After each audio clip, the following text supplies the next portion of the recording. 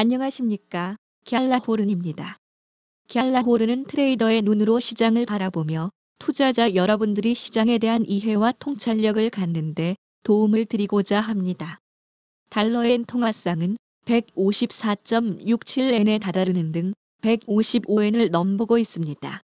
한때 153엔대까지 하락하기도 했지만 곧 상승세를 회복해 154엔 중반에서 지난 한 주를 마쳤습니다. 1시간 차트에서 달러에는 현 가격대에서 강한 저항대가 구축돼 있음을 볼 수 있습니다. 이 저항대를 뚫고 달러 엔이 상승을 이어갈지 주목됩니다. 4시간 차트에는 150엔, 151엔대, 153엔대에 이어 154엔대에도 저항선이 구축돼 있음을 볼 수 있습니다.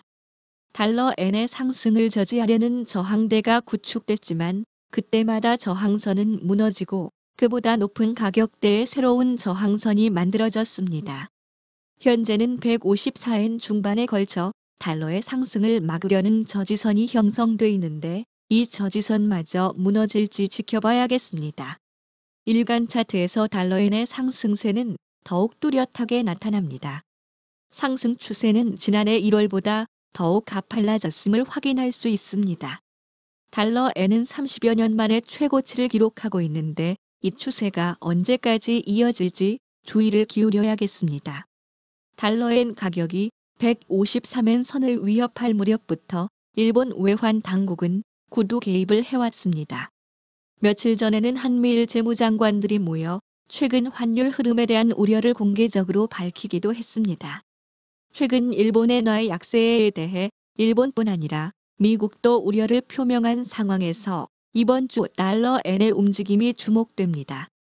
중동 지역의 갈등은 안전 자산인 일본 엔화의 수요를 부추겼습니다. 하지만 이란의 보복 공습에 재보복으로 맞선 이스라엘이나 본토를 공격당한 이란 모두 확전을 자제하자 엔화는 미달러에 대해 약세로 돌아섰습니다. MUFG 데렉 할페니 리서치 헤드는 이스라엘의 보복 공습에 미 국채 수익률이 하락했고 달러엔 통화상 가격도 내려갔다면 달러에 대한 엔의 강세가 지속될 가능성이 낮다고 내다봤습니다. G20 재무장관 중앙은행 총재회의에 참석 중인 우에다 가즈오 총재는 현지 시간으로 18일 기자회견에서 엔저로 인한 물가 상승이 무시할 수 없는 크기의 영향이 되면 금융정책의 변경도 있을 수 있다고 말했다고 니혼 게이자이 신문이 19일 보도했습니다. 수입 가격 상승으로 물가가 오르면 추가로 금리를 올릴 수 있다는 의미입니다. 달러엔 통화상 가격은 올해 초 140엔대에서 최근 155엔을 눈앞에 두고 있습니다. 일본 소비자 물가 지수는 2022년 4월부터 2년 연속 2%를 넘어서는 상황입니다. 시장에서는 일본은행이 당장 금리를 올리진 않을 것으로 보고 있는데 급격한 금리 인상은 정부 재정에 큰 부담이 되기 때문입니다. 하지만 이번 주 일본은행의 금융정책결정회의가 예정돼 있어 우에다 총재의 발언은 주목받는 분위기입니다. 한편 우에다 총재는 미 연방준비제도 연준이 금리 인하 시기를 늦출 것이라는 시장의 예상에 대해서는 물가 상승률은 최근 3개월 정도는 답보 상태라며 큰 그림이 달라졌다기보다는 조금 더 지켜볼 시간이 필요하다고 말했습니다. 일본은행은 지난달 금리를 올려 2016년 도입한 마이너스 금리 정책을 종료한 바 있습니다. 연준에서 대표적 비둘기파로 꼽히는 오스탄 굴스비 시카고 연방준비은행 총재는 올해 미국 인플레이션의 진전이 정체되고 있다고 말했습니다. 또 연준이 발간한 베이지북에 따르면 미국 경제는 전반적으로 소폭의 확장세를 보인 것으로 나타났습니다.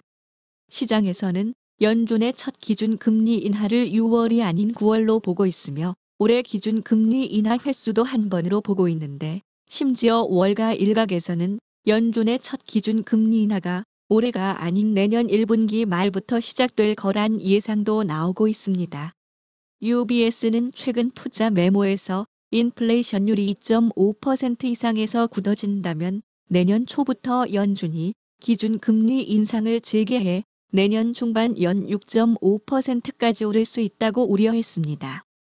시카고 상품 거래소 패드워치에 따르면 시장은 오는 6월 연준이 기준금리를 동결할 가능성을 83.0%로 보는 것으로 전해졌습니다. 한편 G7 재무장관들은 환율에 대한 우려의 목소리를 냈습니다. 로이터 통신에 따르면 G7 재무장관들은 과도한 환율 움직임은 경제에 부정적이라는 공동 성명을 발표했습니다. 미국은 주요국 통화의 과도한 약세를 막는 데 동참했는데 일본이 일정 부분 역할을 했다는 분석이 제기됐습니다. 갤라호른에서 제공하는 보고서는 참고용으로만 활용해 주실 것을 말씀드리며 투자에 대한 책임은 전적으로 투자자 자신에게 있다는 점을 유념하시기 바랍니다. 지금까지 갤라호른이었습니다. 감사합니다.